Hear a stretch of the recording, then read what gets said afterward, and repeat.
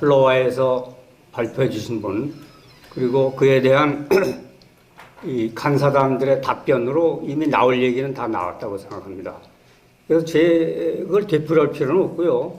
제 말씀은 이겁니다. 이거는 우리 지금 얘기 돌아가는 거의 결론 부분을 보니까 구슬이 서말을 해도 꿰야 한다. 꿰야 보배라는 이런 뜻이 되겠습니다. 근데 지금 중요한 거는 장기적인 싸움이 있고 단기적인 싸움이 있는데 오늘 우리가 주로 얘기한 거는 총론적인 얘기입니다. 이 사상적 본질이 이러니까 이게 체제혁명이니까 우리는 이 체제를 지키는 혁명에 대한 또 다른 이 타격을 가할 정도로 우리가 힘을 결집해야 된다는 그 얘기거든요. 근데 단기적인 문제가 있어요. 이 선거가 있습니다. 지금 문제는 장기적인 거를 생각하면서 동시에 이 선거 국면을 어떻게 우리가 작용할 수 있겠느냐. 여기에 우리가 이제 신경을 집중해야 된다고 봅니다. 선거법이 있기 때문에 섣불리 선거법에 저촉이 되면서 선거에 개입할 수는 없지만 그러나 체제 싸움의 형식으로는 우리가 개입할 수 있습니다. 구체적으로 어떤 당, 어떤 후보를 떨어뜨리고 어떤 후보를 당선시켜야 된다. 이런 식이 되면 이건 선거법에 저촉이 되는 거지만 지금 돌아가는 형편이 대한민국을 없애려고 그런다. 일부가 어떤 세력이. 그러니까 우리는 이 대한민국을 지키는 전쟁을 해야 된다. 이런 식의 형식과 논리를 빌어서 얼마든지 싸울 수 있다. 근데 싸우면은 한 두세 가지 차원이 있다고 봅니다. 하나 오늘 한국자유회의가 얘기한 것과 같은 이 사상전의 튼튼한 무장을 해야 됩니다. 지금까지 우익은 사상이 없는 걸로 되어 있는데 사실 사상이 있는 거죠. 일부 이명박 정권 이래 일부 우파가 중도를 자임하면서 사상을 추방시켰습니다. 이 우파 진영에서. 그래서 이게 이명박 정권은 죽도 아니고 밥도 아니고 물도 아닌 정권이 되어버렸어요. 영혼 없는 정권이죠. 왜 청와대 우리가 500만 표라는 차이로다가 이명박 대통령을 뽑아주는지에 그 열망이 없어진 상태입니다. 네. 고지를 점령해놓고 두 손 들어버린 거예요. 근데 이제 박근혜 정권은 어떻게 되느냐? 저도 초기에는 박근혜 정권의 그 대통령의 어떤 그 일련의 국내 시책과 대외 정책, 특히 반일 친중 정책 이런 걸 보면서 이거 잘못 가는 거다. 이게 이명박 정부의 되풀이가 되지 않았겠느냐 해가지고 욕을 들어먹으면서까지 제가 심하게 좀 개입을 했습니다. 물론 글로 개입을 하고 했더니 그걸 오해해가지고 마치 그 정권 투쟁에서 박근혜 대통령 진영을 비난하는 것처럼 이렇게 오해를 해가지고 제가 욕도 먹었습니다만은 그러나 일정 기간이 되니까 통진당 해산하고 개성공단 폐쇄하고 이제는 알아버린 거예요. 박 대통령이 하다 보니까 박근혜 정부도 이렇게 하다 보니까 이게 안 되는구나. 아류햇볕 가지고는 김정은이의 적화 통일 정책을 도저히 막을 수가 없구나 하는 걸 뒤늦게 알아버린 거예요. 사실 처음부터 알았어야죠. 그걸 겪어보고 알면 어떡합니까? 어린애들처럼 이거 주전자 뜨거우니까 만지지 말아라. 하여튼 겨우 만져가지고 뜨거워 해가지고 알게 되는 심이 돼버린 거예요. 그러니까 이게 상당히 느리고 늦어버린 거죠. 그러나 어떻든 이제 알았으니까 국제적인 대북 제재와 트럼프 정부 들어서 강력한 대북 이 제재로 가는 이 추세를 우리가 올라타가지고 제대로 잡힌 겁니다. 문제는 국내의 사상전에서 우리가 진 거죠.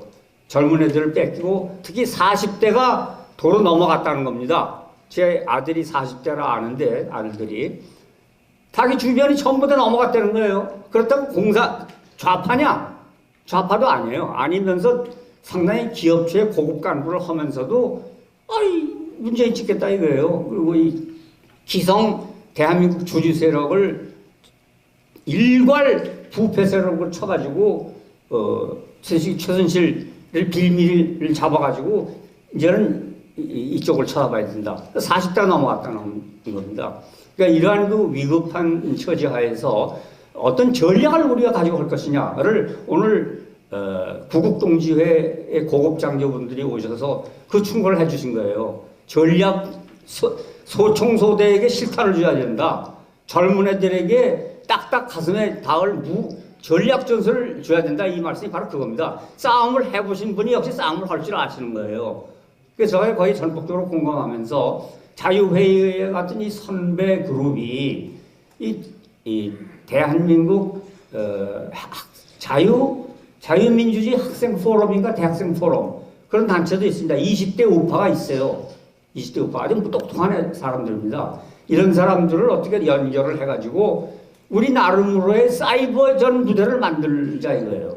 그래서 여기서 지금 상당히 고급 이론으로 오늘 좋은 문건이 나왔습니다만은 아까 말씀하신 대로 이게 무슨 말인지 모르는 책이 많은 거예요. 그러니까 한마디로다가 팍팍 가슴에 가서 필이 꽂히는, 필이 꽂힌다고 그러지 않습니까? 한마디 구호, 한마디 이 짧은 말로다가 확확 전파가 돼서 가슴에 꽂히게 만들자 이거예요. 그래서 대한민국이 기회가 없는 헬조선이라고 해가지고 그 사람들이 좌파도 아니면서 촛불 집회에 나왔다는 거 아닙니까? 지금 방금 어떤 선생님이 말씀하신 것처럼 저도 그런 기미를 눈치채고 있었어요.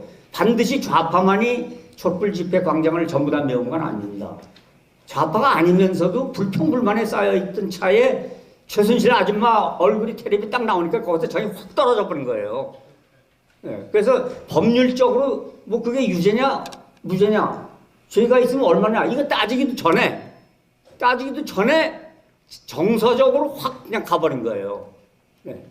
심지어는 저 같은 나이께나 먹은 사람까지 처음에는 그냥 최순실 얼굴이 화면에 딱 뜨니까 그냥 확 우라가 치밀더라고요. 네. 그러니까 젊은 사람들이나 소외된 계층은 오죽했겠어요. 그리고 내 주위를 보니까 제 집사람 또 미장원의 중년 아주머니 할머니 부녀자 대학 충분히 많이 공부 많이 한 가정주부 공부 많이 하신 분들이 요새 할머니 지금 대학 안 나오신 할머니가 어디 있습니까? 그분들의 그 여론이 그거였어요. 제가 보니까 밤새도록 잠이 안 온다 이거예요. 아니, 처음에는 화가 나서 잠이 안 왔대요. 최순실이 화가 나서 어떻게 이게 무슨 꼴이냐 하다가 근데 촛불 집회가 막 밀고 나오니까 다른 생각이 들더라 이거예요. 야 이러다 이거 대한민국 망하면 어떡하냐. 그래서 이중에 고민을 한 거예요. 이렇게 최순실을 이렇게 바라보면 화가 났다가 이렇게 촛불 집회 보면 이게 나라 망했구나. 가지고 이중에 고민을 하다가 시간이 지나면서 사실 박 대통령이 좀 억울하게 언론한테 당하는구나. 그걸 뒤늦게 알고 태극기 들고 나온 겁니다. 네. 그래서 좌파가 아니면서도 촛불 집회에 한 두어 번 나간 어떤 선생님, 여선생님도 나중에 태극기를 들었어요. 제가 그런 사례를 봅니다. 그러니까 사람들이 이렇게 오락가락 하는데 이런 분들이 우리들이 그분들을 붙잡고 해가지고 다시 뭉쳐서 총결집을 해서 젊은 사람들의 사이버 전략 부대를 통해서 우리가 오늘 얘기한 고급 담론을 구호화시키고 감성적인 작품으로 만들고 노래를 만들고 그래서 필이 꽂히게 팍팍 전파시키자 이거예요. 네. 근데 그걸 위해서 특별한 커미티를 구성해도 난 좋다고 봅니다. 학생운동 출신 그러면서 다시 대한민국 자유민주주의 체제로 돌아온 전직 투사들이 많이 있습니다. 여기 이동호 선생도 그렇고 이런 40대 50대 이런 투사들이 자기 후배들을 모아서 그런 그 일선 소총 부대의 소총수로 말하자면 담론투쟁이죠. 말의 싸움을 하게끔 전략을 짤 수는 없겠느냐. 그리고 정계에서 이거 단일화 어쩌고 하는 거는 우리가 섣불리 관여하지 못합니다. 어차피 한나라당은 한 사람이 나올 겁니다. 한나라당이 아니라 자유한국당. 그리고 이게 한 3파전 되겠죠. 바른정당이 무슨 두 사람 정도 이거 하나 나오고 네 사람이지만 바른정당은 전 거의 세임에 넣지 않아도 좋다고 봅니다. 그건 거의 망한 당이고 결국은 자유한국당 후보 한 사람 김가가 될지 홍가가 될지 모르겠어요.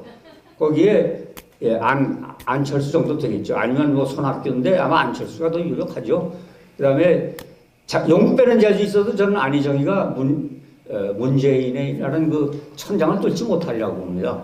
그건 그 동네 그 세계에 하나의 그 확정된 뭐랄까 계율이라고 할까 계율로 굳어져 있기 때문에 아슬아슬하게 서로 싸우긴 싸우지만 결국은 문재인은 낙석제랄까 이렇게 되게 봅니다. 그럼 이 3파전을 놓고 우리가 단결하면은 아까 이동호 선생이 얘기한 것처럼 우리 허기 나르면 되는데 지금부터 이거 이제 망했다 하는 분위기가 일부 있습니다.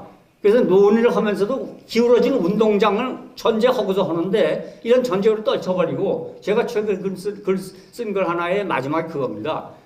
잘 사는 것만이 중요한 게 아니라 잘 죽는 것이 중요하다. 그래서 잘 죽으면 잘 산 게 된다. 사직성의 기계로 몸을 던지면 되는 것이지 그 전쟁의 결과에서 이기냐 지느냐 하는 것은 진인사 대천명이다. 저는 그렇게 생각합니다. 감사합니다.